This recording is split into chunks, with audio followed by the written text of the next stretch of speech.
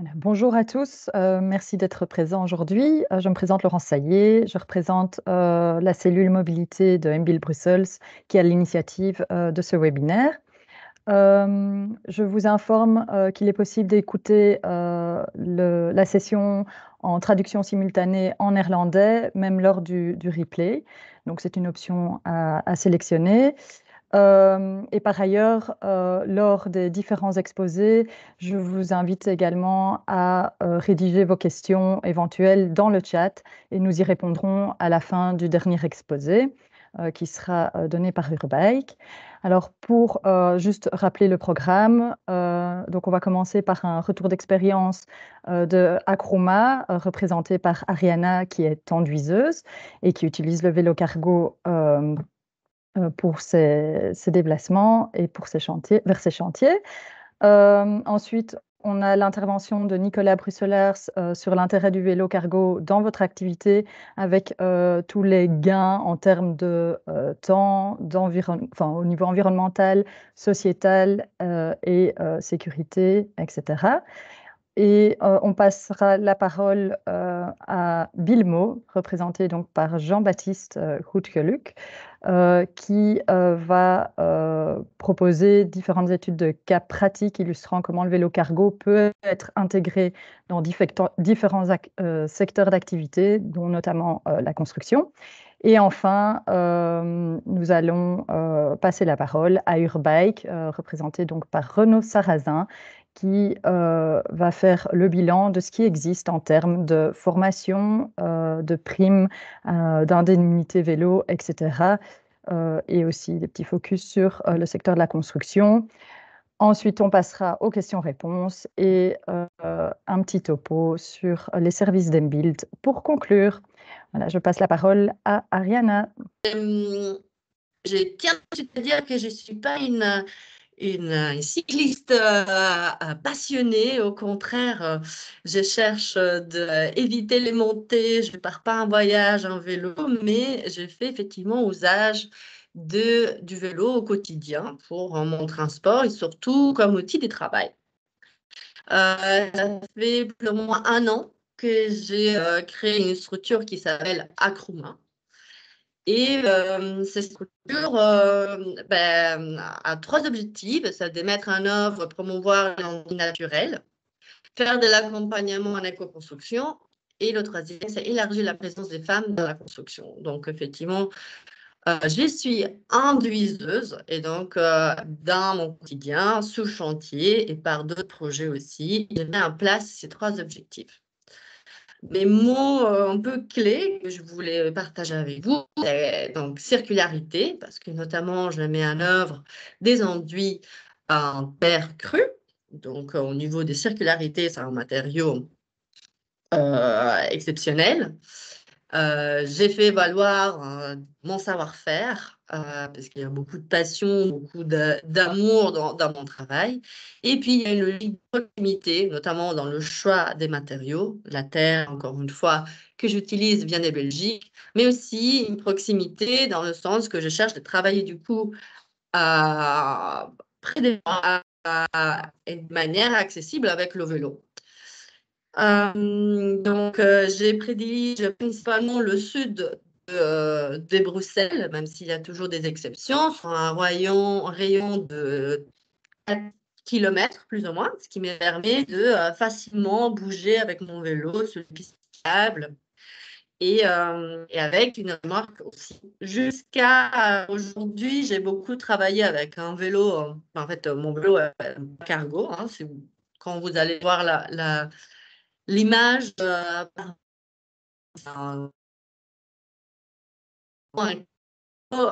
une remorque qui est celle d'une association qui est Remorquable et qui m'a été très utile pendant ce temps. Et alors, qu'est-ce que je transporte? Évidemment, je ne transporte pas des tonnes de terre, chose qui arrive pour les chantiers dans lesquels je travaille. Ça, plutôt, je fais livrer. Donc, là aussi, il y a toute une logique de partage du frais, et frais logiques aussi, bien sûr. Et donc, voilà, je cherche en avant idéalement, bien calculer les quantités. Tout arrive sur chantier et moi, j'arrive tout de suite après avec mon vélo, avec quelques matériels.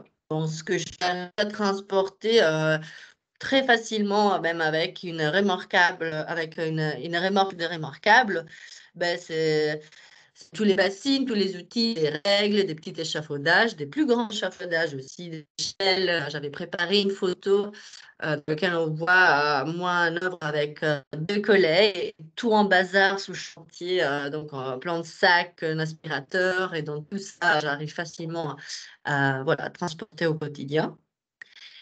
Et à la fin du chantier, là, la dernière photo, c'était le chantier tout propre, côté tout vide, toutes ces choses.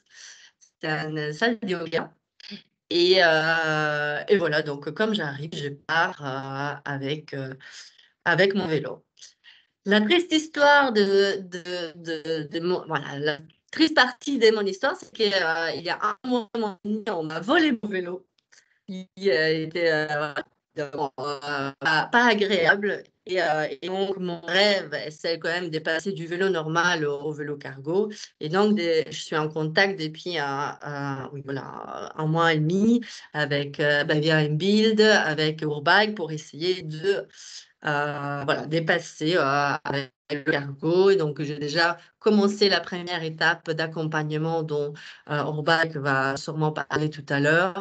Et j'espère bientôt d'avoir un vélo cargo avec une remorque avec écrit Akruma au fond et simplifier ma vie encore plus. Voilà. Un grand merci, Ariana. Nous nous excusons pour la qualité de la connexion, mais je pense que le message est bien parvenu chez tout le monde. Ok. Je- Merci à voilà, vous. voilà, merci beaucoup. J'invite maintenant Nicolas à venir exposer les Bonjour à différents tous. gains liés à l'utilisation d'un vélo cargo. Oui, en effet. Donc ensemble avec vous, j'aimerais bien me pencher sur la question, quel est le rôle du vélo cargo pour des acteurs dans la construction et plus particulièrement pour les particuliers dans la construction. Pour ceux qui ne me connaissent pas encore, je suis Nicolas Bruxellers. J'ai dédié ma recherche dans le secteur du transport depuis 7-8 ans maintenant, et plus particulièrement, très spécifiquement sur le secteur de la construction depuis près de 6 ans, ce qui a culminé dans une thèse qui a été rédigée, qui a été soumise en mars l'année passée.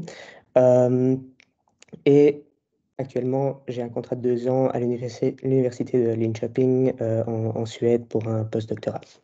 Maintenant, durant ma thèse, j'ai surtout mis le focus sur les gros chantiers de construction, euh, principalement à Bruxelles, mais aussi en Belgique. Mais donc, ce sont des sites qui nécessitent des gros transports, des camions de plus de 3,5 tonnes et moins de camionnettes ou de vélos cargo. On sait que le secteur de la construction utilise beaucoup de ces camions. Aussi des transports via la voie fluviale. On pense par exemple au centre de consolidation au port de Bruxelles. Et beaucoup et énormément de camionnettes qui sont principalement utilisées par des particuliers. Maintenant, la question est, OK, on peut shifter et on peut moderniser la flotte de ces véhicules. Mais cela ne résout pas toujours les problèmes de bouchons au centre ou si on pense à Bruxelles ou à Anvers, c'est un réel problème. Comment est-ce qu'on peut shifter vers un autre type de véhicule? Euh, alors, on a collaboré ensemble avec Philippe Lebeau, collègue à la VUB, et une étudiante qui a écrit son mémoire sur le potentiel des vélos cargo dans la construction, parce qu'on voit que dans différents secteurs, par exemple le secteur du commerce, le secteur du retail, le secteur de livraison de nourriture à la maison, le vélo cargo est déjà implanté, mais pas encore dans le secteur de la construction. Euh, Quel est le contexte? On voit que surtout à Bruxelles, 93% des firmes de construction sont des petites organisations ou même des entrepreneurs. Comment est-ce qu'on peut alors shifter l'utilisation de ces LCV, Light Commercial Vehicles, ou des camionnettes de moins de 3,5 tonnes, partiellement vers l'utilisation d'un vélo cargo?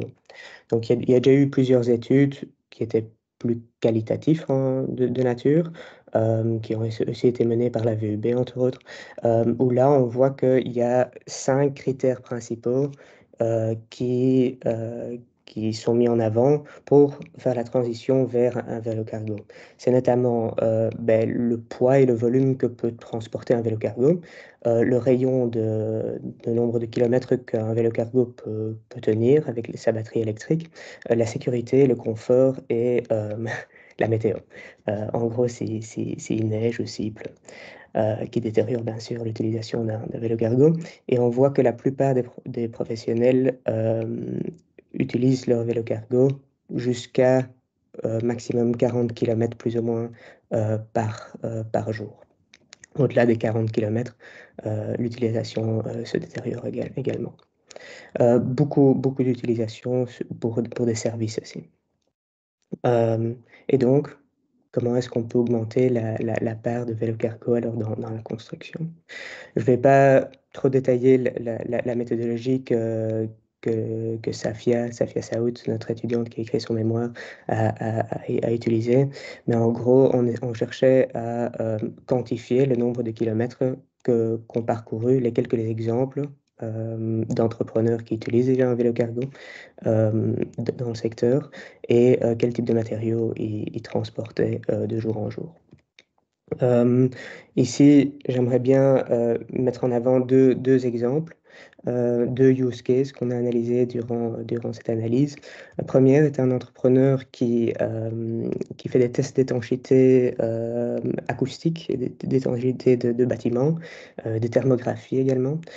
Typiquement, il déplace des matériaux de 50 à 120 kg, typiquement très longs, jusqu'à 170 cm de long. En général, pas bon marché et plutôt fragile. Particulier aussi à cet entrepreneur est que 15% de ses activités étaient liées à des formations. Donc, il donnait des formations dans Bruxelles et donc il ne nécessitait pas toujours de transporter des matériaux un jour par semaine. Donc pour lui, il a opté justement à un trailer qu'il attachait à l'arrière de son vélo, qui pouvait tenir jusqu'à 200 kg de poids et jusqu'à 170 cm de matériaux de 170 cm de long. Bien sûr, en complément de sa camionnette pour les produits plus lourds. Deuxième exemple qu'on aimerait bien souligner ici, c'est un entrepreneur qui, lui, fait des interventions sur site, principalement des petites interventions où les matériaux, le fournisseur de, par exemple, un chevaux déplace le chevaux via un véhicule plus substantiel, un camion, vers le site de construction. Et alors, l'entrepreneur en question se déplaçait alors avec ses outils pour effectuer l'intervention. Ici, il utilisait un long-tail cargo bike avec 2 sacs à l'arrière et un grand sac à l'avant. Et voilà. Donc, pour vous faire ces deux exemples un peu différents l'un de l'autre et deux implémentations légèrement différentes. Et donc, ce qu'on voulait savoir, c'est que durant une période de 3 semaines, comment est-ce que ces entrepreneurs se déplaçaient avec leur vélo cargo? Quels étaient les kilomètres parcourus? Quel était le trafic ou le gain de temps qu'ils pouvaient percevoir? Et surtout, quel mode de transport est-ce qu'ils utilisaient? Quelle était la part où ils utilisaient le vélo cargo et leur camionnette? Et quel type de matériaux est-ce qu'ils pouvaient transporter avec chacun de ces deux véhicules? Et donc, notre étudiante avait développé un petit agenda, un planning, où les entrepreneurs pouvaient de jour en jour, pendant une durée de 3 semaines, remplir leur schéma. Et donc ça s'est culminé dans l'utilisation dans 2 plannings en ce cas-là. Je ne vais pas partir en détail sur le détail de ces 2 entrepreneurs-ci, mais libre à vous de télécharger le poster et de regarder pour vous-même. Mais trois grandes questions trois grandes conclusions en fait. C'est que les deux cas qu'on voulait souligner ici transportent les mêmes, des volumes et des poids similaires de matériaux. Donc d'une part, on voit encore toujours l'utilisation de camionnettes pour des matériaux beaucoup plus lourds, jusqu'à 650 kg, et le vélo cargo qui est utilisé alors pour des matériaux jusqu'à 100 kg. La conclusion la plus pertinente, peut-être, c'est surtout que ça souligne l'importance de la complémentarité entre la camionnette et le vélo cargo. Typiquement, une semaine type pour ces entrepreneurs était que la plupart des matériaux très lourds et difficiles à transporter en vélo cargo étaient effectués avec une camionnette une fois par semaine. Et une fois que les matériaux étaient sur chantier, ils pouvaient alors effectuer les interventions les 2-3 jours suivants, où ils pouvaient se déplacer librement et beaucoup plus facilement à travers la ville en vélo cargo avec les outils et surtout les outils les plus chers qui portaient toujours sur eux. Donc, pas tous les types de produits peuvent être transportés avec un vélo cargo. Le vélo cargo a des limitations et donc tout à fait shifter tous les transports n'est pas faisable qu'avec le vélo cargo, mais ils peuvent absolument coexister et avec un gain de temps substantiel. Et alors, j'aimerais bien aussi souligner le contexte qui est fort différent d'entrepreneur à entrepreneur, mais aussi avec différents modes de transport, différentes attentes, différentes semaines, différentes saisons aussi. Mais je pense qu'il y a aussi oui, il y a des barrières physiques avec des longueurs et des poids de matériaux. Il y a aussi une barrière mentale qui peut peut-être être plus facilement adressée. Voilà, deux entrepreneurs ou deux exemples quand même assez distincts, mais qui ont un retour très positif en fait de l'utilisation d'un vélo cargo, surtout en termes de gain de temps. Avec leur vélo cargo, ils gagnaient quand même quelques heures par semaine à ne pas être bloqués dans les bouchons avec leur camionnette. Donc, ils vont continuer à faire ça. On parle là d'un gain de 100 km par semaine parcouru en vélo cargo qui était à la place de la camionnette. Ben voilà, comme je vous dis, tout dépend du contexte. Il y a des limitations pratiques et il y a aussi sans doute des barrières d'adoption que les autres intervenants et surtout Renault pourront peut-être adresser à ma place. Si vous voulez me contacter, libre à vous de me contacter via mail ou via téléphone si vous avez quelconque question. Voilà. Voilà. Merci beaucoup, Nicolas, pour ces études de cas qui sont tout à fait pertinentes et applicables donc à notre secteur et spécifiquement donc en milieu urbain tel que Bruxelles. Donc, n'hésitez pas à transmettre votre question dans le chat. Nicolas vous y répondra avec plaisir à la fin de la session. Je passe la main à Jean-Baptiste de Bilmo, qui a une présentation à nous partager. Bonjour à tous, est-ce que vous m'entendez bien? Oui, je confirme. Est-ce que vous voyez aussi mon écran? Oui, également. Ok, c'est parfait. Alors, je suis Jean-Baptiste, je représente la société Bilmo. En fait, nous, on est un fabricant belge de remorques utilitaires pour vélo. Et c'est-à-dire qu'on développe des remorques qui s'accrochent derrière n'importe quel vélo électrique et qui vont justement pouvoir tracter jusqu'à 200 kg. Alors, ça, c'est le plus petit modèle qu'on présente. C'est un modèle assez simple qui permet de porter jusqu'à 80 kg et 300 litres. C'est un volume qui est équivalent à celui d'un vélo cargo, mais qu'on peut aussi tracter derrière un vélo plus classique. Et l'avantage en fait des remorques sur les vélos cargo, c'est la flexibilité. C'est-à-dire que dès qu'on n'a plus besoin d'utiliser la remorque, on peut s'en débarrasser, façon de parler, et pour utiliser son vélo pour faire ses trajets quotidiens. On fait aussi des aménagements qui sont plus sur mesure selon les demandes. Ici, c'est le cahier des charges de la commune de Jette au départ qui nous avait demandé de rendre leurs ouvriers plus mobiles, parce que ça, c'est les ouvriers qui font l'entretien de la voirie. Et avant, ils devaient soit attendre une camionnette pour être déposés sur site, soit faire le trajet à pied avant d'atteindre leur zone de nettoyage. Et maintenant qu'ils sont équipés de vélo, ils gagnent en moyenne 1 heure de trajet par jour. On a réalisé aussi des aménagements pour Vivaqua sur le même type de remorque. Et là aussi, c'était pour transporter des outils assez spécifiques. Et c'était pour des opérations d'entretien aussi des bornes à incendie qui sont situées à une centaine de mètres les unes des autres et qui avant, ces opérations étaient faites en camionnette. Et c'était énormément de perte de temps pour à chaque fois trouver une place de parking, finalement pour transporter quelques outils, quoi. On a aussi une plus grande remorque qui peut porter, elle, jusqu'à 200 kg. Ça, on ne va pas dire que ça remplace encore une camionnette, mais ça devient une alternative pour le transport de matériaux ou d'outils quand la camionnette n'est pas pleine. Et ça nous permet aussi de gagner pas mal de temps.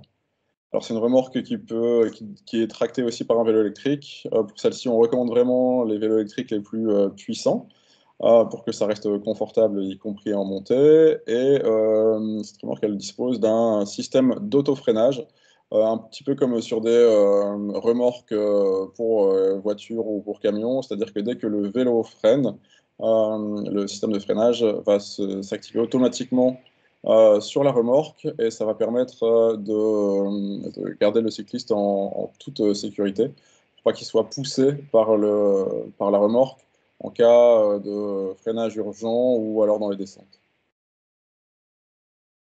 Alors pour cette remorque, on a un rayon de braquage qui est assez réduit, ce qui est intéressant parce qu'il y a souvent une appréhension de la part de nouveaux usagers, c'est-à-dire que c'est une remorque qui est quand même assez volumineuse, mais on a un rayon de braquage qui est très réduit. On a une largeur totale aussi qui est de 88 cm, ce qui est un petit peu plus large que le guidon du vélo, ce qui permet de se faufiler dans le trafic et de vraiment gagner du temps par rapport à l'usage d'une camionnette. Alors c'est une remorque qui est à 3 roues et sur chantier ça peut être intéressant parce qu'elle elle peut être utilisée comme un chariot à main. Et le deuxième avantage des troisièmes roues, c'est qu'on n'a jamais de poids qui va être supporté par le vélo. C'est-à-dire que la remorque va supporter l'intégralité du poids qui est mis dessus sans jamais déstabiliser le vélo. Un dernier élément qui nous différencie de la concurrence, c'est l'utilisation des petites roues à l'arrière. Alors elles ont plusieurs avantages, c'est-à-dire qu'elles sont plus robustes que des grandes roues et aussi elles permettent de placer des charges dépassantes. Ça c'est un exemple un petit peu extrême, mais on va dire que ouais, les roues ne sont jamais dans le passage elles ne gênent pas pour charger des différents types de charges. C'est une remorque qui est modulaire, qui peut accueillir différents types d'accessoires en fonction des charges qu'on veut transporter. On va passer à quelques exemples d'utilisation. Ici, c'est dans la commune de Louvain-la-Neuve, où le ramassage des déchets se fait avec des vélos et des remorques. Et ils font aussi le nettoyage des espaces verts avec les remorques. Et ça permet d'accéder hyper facilement à chaque recoin de la ville ou même aux espaces verts. C'est-à-dire que là, selon l'entreprise qui fait le ramassage, ils disent que c'est le système vraiment le plus efficace pour faire des multiples arrêts en ville. On a des traiteurs aussi qui, eux, utilisent plusieurs remorques pour transporter tout leur matériel et la nourriture. Et ce qui est intéressant, c'est qu'ils peuvent se servir après de la remorque comme un plan de travail pour dresser la nourriture et pour la présenter. Alors là, on pourrait totalement imaginer un entrepreneur qui a ses outils dans la remorque et qui se sert du plan de travail comme un établi. Et finalement, on a aussi des gens qui utilisent les remorques pour transporter des outils qui sont plus volumineux, comme par exemple cette tondeuse, mais ils mettent aussi tout ce qui est débroussailleur. Voilà, si vous avez des questions, n'hésitez pas à les poser, je pourrai y répondre après que tout le monde est présenté. Merci beaucoup. Merci beaucoup, Jean-Baptiste. Merci de nous avoir exposé que rien n'est impossible quand on souhaite allier vélo et construction. Et ce sont clairement des adaptations qui peuvent s'appliquer donc à votre métier et aussi à vos volumes, évidemment. Voilà, donc on va poursuivre maintenant avec Renaud de Urbike qui va nous présenter tout ce qui existe en termes de formation, de primes, de soutien, etc. Pour se mettre en selle. Merci Laurence, tout à fait. C'est à moi de conclure ce bel exposé. Donc vous l'avez vu, on a un peu de mal à se charger, c'est pas grave, voilà. Donc le vélo cargo a énormément de potentiel. Le vélo a énormément de potentiel pour un usage professionnel. Il y a énormément d'arguments favorables, une très grande versatilité, agilité de ces nouveaux engins pour s'adapter à beaucoup de métiers. Il y a pas mal d'avantages concurrentiels, vous l'avez vu avec la traiteur de Belgobon, en termes de visibilité, en termes d'efficacité, de fluidité, les outils s'adaptent, on peut parler de vélo, on peut parler de remorque, on peut parler d'attelage. Donc, il y a du potentiel et donc tous les arguments sont réunis pour envisager de vous lancer. Et là se pose la question de comment se lancer. Cette question, énormément d'entrepreneurs, d'entrepreneuses et de professionnels se la sont posées ces dernières années à Bruxelles. Et on a eu la chance d'en accompagner une très grande partie d'entre eux, et notamment des professionnels du secteur de la construction, dans des programmes d'accompagnement pour les aider, les conseiller pour que le véhicule qu'ils utilisent soit le mieux adapté à leurs besoins, mais aussi pour les former, leur permettre de tester, d'expérimenter, de changer, etc., d'adapter leur mode opératoire, etc., etc. Donc, le but de cette présentation, c'est de vous donner les clés sur vers qui se tourner, comment aller, quelles sont les primes disponibles ensuite pour acheter. C'est loin d'être exhaustif, mais rassurez-vous, il y a beaucoup de livrables pour soutenir tout ça. Et donc, ce retour d'expérience, je l'appuie sur un projet auquel on a eu la chance de participer, qui s'appelle CareGoBike, dans lequel on a créé un programme depuis zéro qui s'appelait CareGoBike for Pro.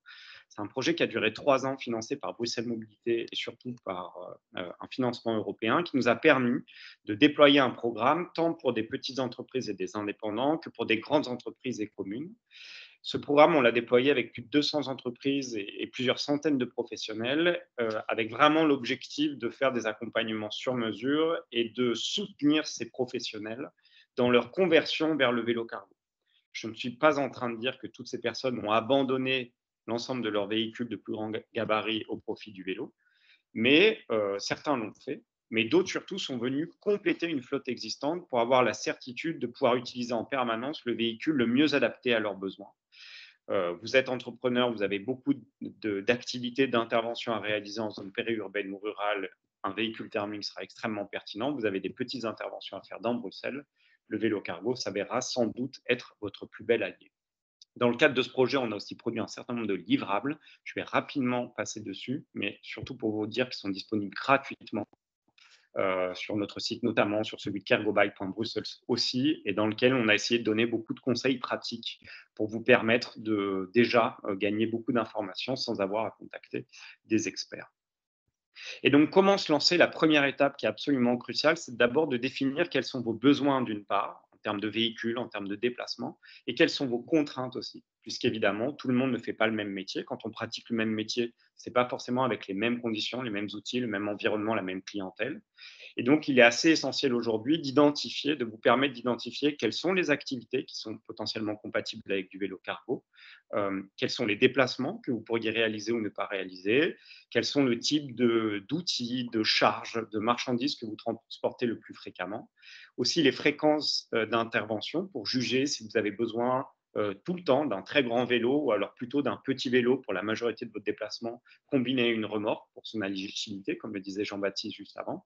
Et aussi, si vous faites partie d'une entreprise avec plusieurs profils, plusieurs publics, mais justement, qui sont ces publics qui pourraient être sensibles à l'utilisation du vélo cargo et quels peuvent être les besoins de ces publics-là. On n'est pas tous cyclistes, nous ne sommes pas tous cyclistes.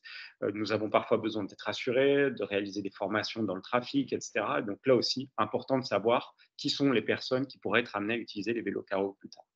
Et quand on fait ce bilan déjà et qu'on définit clairement ses besoins, seul ou en étant accompagné, eh bien, on dessine finalement le périmètre d'utilisation du vélo cargo, on identifie le matériel qui est le mieux adapté et on est en capacité d'obtenir le niveau de support et de conseil qui va être le mieux adapté à nos besoins. C'est précisément ce qu'a fait Vivaqua. Sur la photo de gauche, vous le voyez, c'était la première session de présentation et d'échange avec le personnel de Vivaqua. On a beaucoup échangé sur leur matériel, sur leurs besoins, etc. Et l'issue de cet accompagnement a donné lieu à la création de cette remorque. C'est la Bilmo F, dont parlait justement Jean-Baptiste et qu'on a vu en photo avant sur l'activité de collecte de déchets par la commune de Jette. Et en fait, c'est précisément un bel exemple entre le point de départ où on envisage l'utilisation de vélo cargo et l'arrivée où en fait Vivaqua a investi dans plusieurs dizaines de remorques pour le service des hydrants, dans des vélos qui sont mutualisés avec d'autres services, etc. C'est une belle réussite où les besoins et les contraintes ont été suffisamment bien adressés pour mener un accompagnement et une conversion qui est réussie. La deuxième étape assez essentielle, c'est de pouvoir tester et de se former avant d'envisager d'adopter le vélo. Déjà parce qu'on a des publics qui sont potentiellement différents, on n'est pas tous aussi à l'aise sur ces engins qui peuvent être assez intimidants, et qu'il est parfois très bon de pouvoir tester pour identifier effectivement quel est le vélo, quelle est la configuration, quels sont les déplacements, les activités qui sont les mieux adaptées pour nous. Pour ça, pour tester et se former, il y a différentes formules qui sont disponibles. Nous, ce qu'on préconise, c'est d'organiser des sessions de tests dans des entreprises qui sont un peu importantes avec des publics qui ne sont pas forcément sensibles au fait de pratiquer le vélo. C'est déjà des sessions de découverte et de tests de vélo. Il y a plusieurs opportunités disponibles. Il y a des vélocistes qu'on propose, il y a des organisations qu'on propose, il y a des sociétés qui font du leasing, on en parlera juste après, qui permettent aussi d'organiser des événements de tests et de découverte de vélo. Au niveau des formations aussi, c'est des beaux outils pour pouvoir tester des modèles différents et aussi se rassurer au guidon de ces vélos qui sont parfois quand même assez imposants et assez importants. Et donc là aussi, j'y reviendrai tout à l'heure, il y a quelques accompagnements et formules qui existent. Et le test, c'est aussi le test grandeur nature. Ce n'est pas uniquement une session de découverte en environnement sécurisé, c'est aussi le fait de pouvoir pratiquer son métier à vélo. Et là encore, j'aime bien l'exemple à droite, c'est la ferme Nopilif, et en particulier les jardiniers de la ferme Nopilif, qui ont testé plein de configurations différentes dans le cadre d'un accompagnement qu'on réalisait avec eux dans le cadre du projet Cargo Bike, et qui ont, in fine, décidé d'investir dans un vélo cargo et dans une remorque qu'ils ont eux-mêmes customisé pour leur permettre de transporter leurs différents outils. Donc, vous le voyez sur la photo en bas à droite, c'est à l'avant du vélo, il y a un bac qui permet de transporter des pelles de petite taille, une tronçonneuse, bref, c'est assez impressionnant tout ce qu'ils peuvent mettre à l'avant de ce vélo. Et à l'arrière, c'est pour les outils plus volumineux, voire pour transporter directement des éléments à planter, des grandes plantes, etc., etc.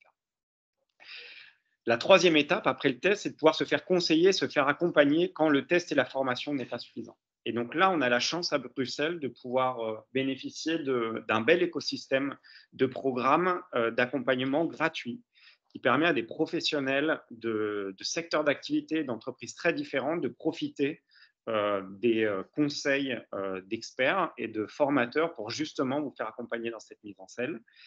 Donc effectivement, c'est le cas de notre première oratrice qui mentionnait le début d'un accompagnement, c'est dans le cadre du programme Cargo Bike for Pro. Donc ce programme-là, le projet Cargo Bike est terminé, mais Bruxelles Mobilité a décidé de prolonger l'accompagnement pour les professionnels au moins jusqu'en août 2024. Ça va peut-être continuer après, mais ce n'est pas garanti. Donc cet accompagnement, il est totalement gratuit. Il est réalisé par Urbike, par une équipe chez nous qui est totalement spécialisée là-dedans. Et donc ce qu'on vous propose, c'est vraiment analyser vos besoins, vous conseiller sur mesure, vous aider dans le choix du vélo le mieux adapté, organiser avec vous des formations si c'est nécessaire et vous proposer aussi d'emprunter des vélos de notre flotte de formation pour tester votre métier à vélo, tester des configurations, etc. Si vous êtes une entreprise avec des activités en région bruxelloise, vous êtes éligible. On n'est pas du tout regardant sur le type de statut, etc. Pour nous, ce qui est important, c'est qu'on puisse vous accompagner. Donc, même si vous êtes en phase de création, pour nous, c'est OK, du moment que vous justifiez un projet vraiment orienté vers le vélo cargo. Ensuite, si vous êtes Saint-Gillois, alors la commune de Saint-Gilles a financé un accompagnement qui est relativement similaire, mais là, on va plus loin dans l'accompagnement. C'est beaucoup plus global. On fait une analyse des besoins qui va aussi sur un petit modèle économique si c'est nécessaire, etc. Et là, la condition, c'est d'avoir ces activités à Saint-Gilles, un siège d'exploitation ou en tout cas un lien que vous pouvez justifier avec la commune de Saint-Gilles. Et là, l'accompagnement, c'est toute l'année 2024. Donc, si vous êtes Saint-Gillois et que vous n'avez pas le temps de réagir rapidement, rassurez-vous, c'est jusque fin 2024 pour faire des accompagnements. Et alors ensuite, il y a 2 autres formules qui sont disponibles. Il y a le projet Bike Project, qui est porté par ProVélo, qui offre aussi des accompagnements gratuits pour les grandes entreprises d'une part. C'est une formule qui est assez spécifique, mais aussi pour les PME et les petites organisations, ASBL, organisations publiques, etc. Je ne sais pas si les indépendants sont éligibles. Je n'ai pas eu la réponse à cette question. Toujours est-il que là, c'est un focus qui est plus trajet domicile-travail pour les employés. C'est de la mise à disposition de vélos pour tester pendant 2-3 semaines un vélo. Il y a des vélos cargo dans le Bike Project, mais pas que. Si vous voulez tester un vélo électrique ou même des vélos pliables, c'est inclus dans le projet Bike Project. La condition, donc il y a des conditions sur la taille des entreprises. On est un peu moins dans l'accompagnement technique, sur vous aider à conseiller, identifier le bon type de vélo. On est plus dans l'expérimentation de ces déplacements à vélo. Et donc, pour les publics qui ne sont pas rassurés dans le fait de pratiquer du vélo, il y a aussi des formations conduite dans le trafic, conduite sécurisée qui sont proposées par Bike Project. Ça peut être un bon premier pas pour celles et ceux qui pourraient être intimidés par une bascule immédiate vers le vélo cargo, un bon premier pas vers le fait d'envisager un accompagnement un peu plus robuste autour de la cyclo-logistique et de la cyclomobilité professionnelle. Et enfin, ne pas oublier les vélocistes et ne pas oublier les fabricants et les distributeurs de solutions qui sont eux aussi de très bons conseils. Dans le cadre du projet Cargo Bike, une carte avait été réalisée avec un recensement de tous les vélocistes qui proposent des modèles de vélo cargo et de remorques spécifiques. Vous pouvez toujours aller sur le site cargobike.brussels et accéder à cette carte. Il y aura sans doute un vélociste près de chez vous, dans votre quartier ou près de là où vous avez vos bureaux. Ils sont souvent de très très bons conseils aussi. Donc n'hésitez pas à les trouver pour des questions techniques au niveau du matériel. Avant-dernier point, une fois que vous êtes formé, vous avez testé des vélos, vous avez identifié le matériel qui est bon pour vous. L'investissement dans un vélo peut être parfois un peu, pas tout à fait certain. Et donc, il y a beaucoup de solutions en termes d'emprunt aussi, ce qui peut être une bonne manière de prolonger une période de test, parce que vous avez peut-être réalisé un test dans une période creuse et vous avez envie de voir avec une évolution d'activité ou sur d'autres choses. Et donc, il existe des solutions de location à Bruxelles. Je pense par exemple à Monkey Donkey et à Cambio qui proposent des vélos cargo biporteurs, donc avec plateau à l'avant, les fameux Long John, et des biporteurs Long Tail, mais aussi des remorques pour Monkey Donkey. Certaines remorques, c'est un peu à la demande.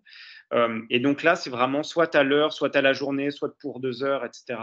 Monkey Donkey, vous devez juste installer l'application. Pour Cambio, vous devez avoir un abonnement pour pouvoir utiliser le service. Et alors, il y a aussi les services de remorquables. Là, c'est de la location courte et moyenne durée de remorques qui peuvent porter jusqu'à 65 kg de charge. Donc, on est vraiment sur des remorques de complément. Au-delà de 65 kg, je vous encourage à regarder plutôt les solutions proposées par Bilmo ou par d'autres concurrents qui existent sur le marché et qui, elles, sont bien mieux adaptées pour transporter des charges lourdes. D'ailleurs, dans le code de la route, il est imposé d'avoir un système de freinage indépendant quand vous transportez plus de 80 kg sur votre remorque. Voilà, même d'un point de vue purement légal, c'est mieux. Et donc, en face de la location, il y a des solutions de leasing. À Bruxelles, il y a Uba, qui est une chouette entreprise bruxelloise qui propose des vélos cargo biporteurs, triporteurs et des remorques en location moyenne et longue durée, en leasing. Ça peut être très, très compétitif. Il y a un service de maintenance qui est offert aussi pour de la location moyenne ou longue durée. C'est assez intéressant. Et alors, il y a aussi Docker qui propose des triporteurs également dans l'Europe. C'est une entreprise hollandaise qui propose son service dans toute la Belgique. Donc, si jamais vous n'êtes pas spécifiquement établi à Bruxelles, ça peut être un bon complément à Uba, même si je vous invite évidemment à soutenir les entrepreneurs locaux tant que possible, bien sûr. Et enfin, dernier point, c'est la question de l'achat. Et ensuite, je terminerai avec ça.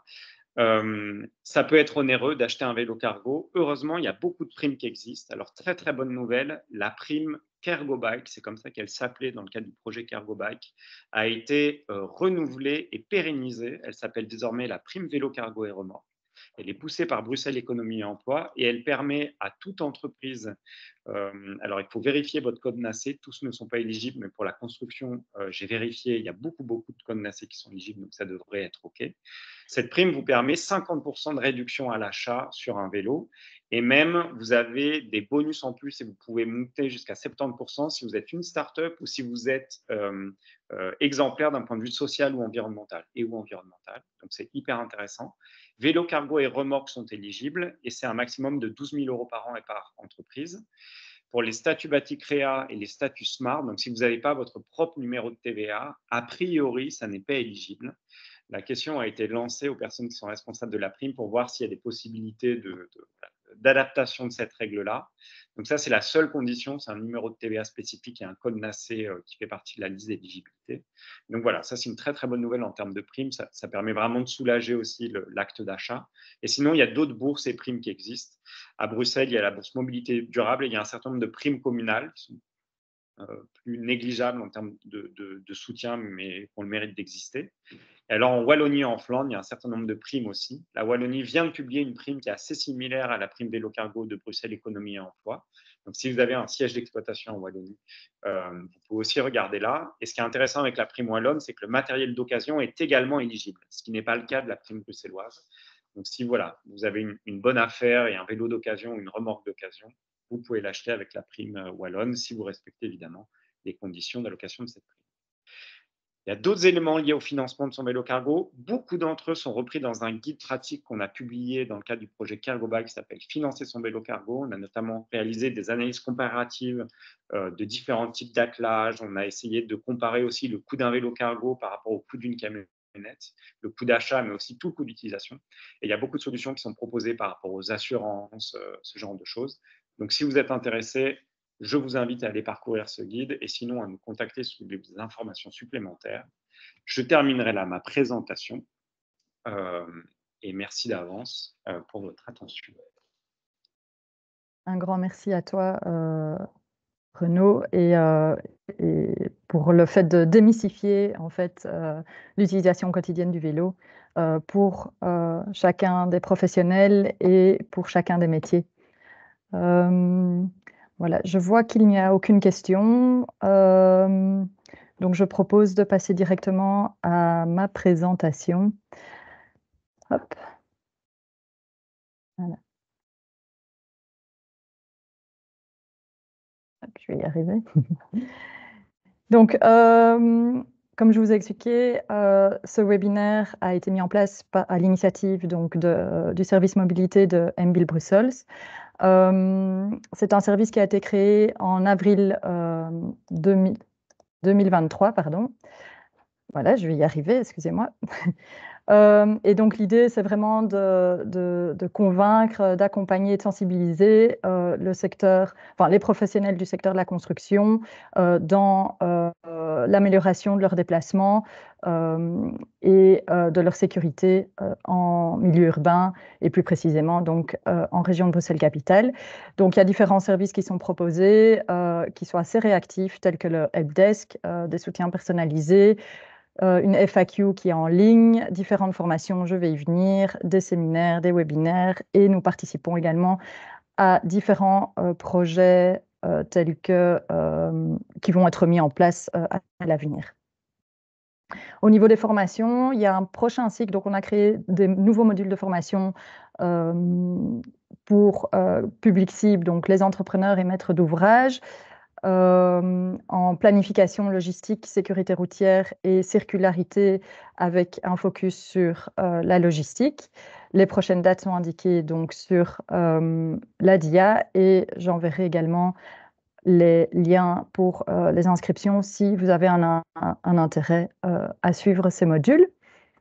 Nous avons des prochains webinaires organisés, donc le stationnement à Bruxelles, mais en néerlandais, qui sera proposé le 16 mai pendant l'heure du midi également. Le 4 juin, ce sera un webinaire sur l'électrification de la flotte de véhicules et des engins de chantier avec un retour d'expérience. Et en septembre, encore une date à définir sur l'utilisation ou le fait de faire appel au service de centre de consolidation de la construction et l'approvisionnement par la boîte d'eau. Jeudi, nous avons un grand événement dans l'après-midi. Il s'agit d'une croisière. Et il est encore temps de s'y inscrire.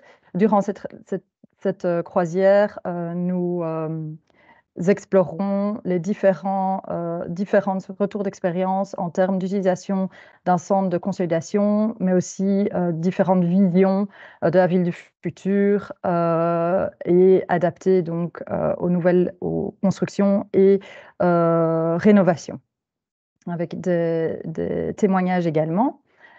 Et enfin, donc, si vous souhaitez contacter le service mobilité, voici nos coordonnées. Vous pouvez contacter directement mon manager Aimé Argelès ou moi-même. Voilà. Nous vous remercions.